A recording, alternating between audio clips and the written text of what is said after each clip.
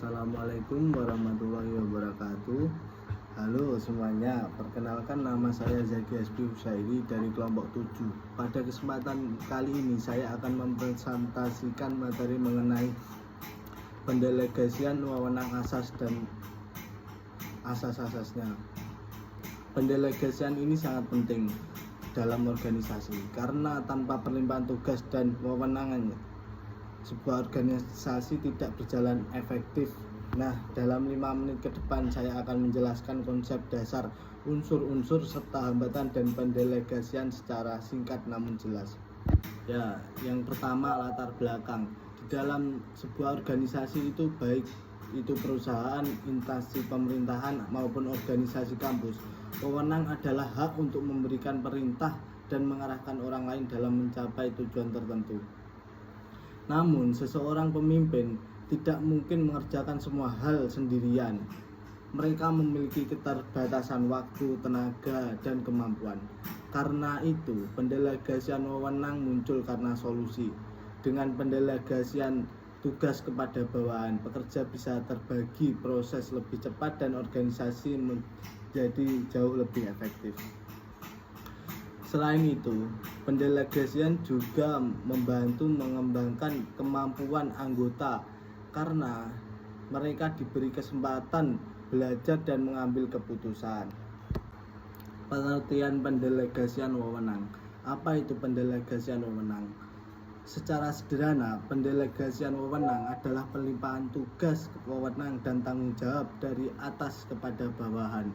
Namun penting dipahami bahwa ketika tugas dan wewenang diberikan, tanggung jawab akhir ini tetap berada pada pemimpin. Ada beberapa hal yang mendefinisikan delegasi sebagai formal dalam organisasi, di mana bawahan diberi otoritas untuk melaksanakan sebagai fungsi manajerial agar organisasi berjalan lebih efisien.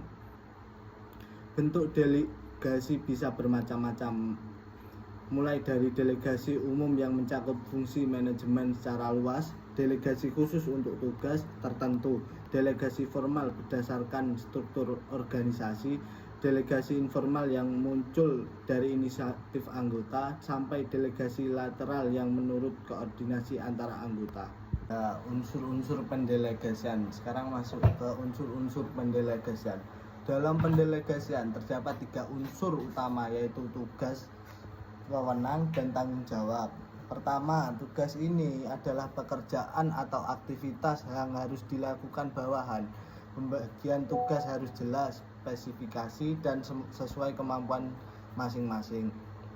Kedua, wewenang. Ini adalah hak bawahan untuk mengambil keputusan selama melaksanakan tugas. Tanpa wewenang, bawahan tidak akan bisa bertindak dengan bebas dan bekerja bisa terhambat. Ketiga, tanggung jawab.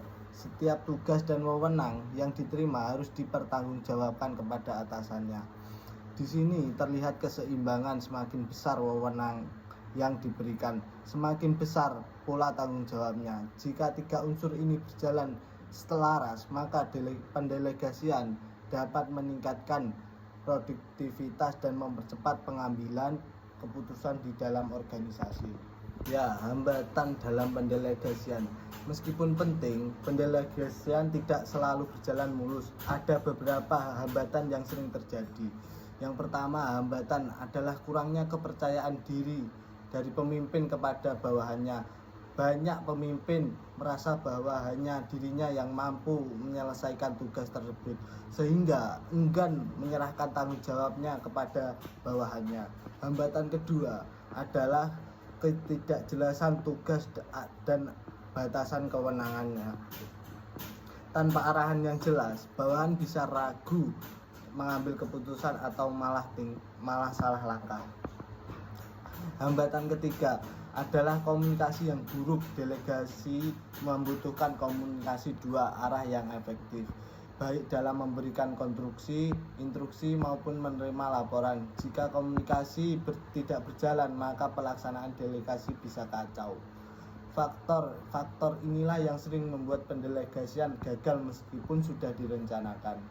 Sebagai penutup, kesimpulan dan penutup, dapat disimpulkan bahwa pendelegasian wewenang adalah proses penting dalam manajemen karena membantu membagi pekerjaan, mempercepat proses kerja, dan mengembangkan kemampuan anggota organisasi.